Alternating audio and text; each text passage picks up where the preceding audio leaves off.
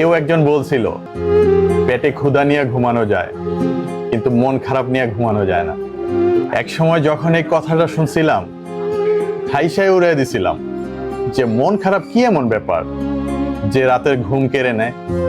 কিন্তু এখন বুঝি মন খারাপ মানে শুধু কষ্ট নয়, এটা এক ধরনের অজানা ভার, বুকের ভিতর জমে থাকা না বলা কষ্ট, একা হয়ে যাওয়ার চাপ।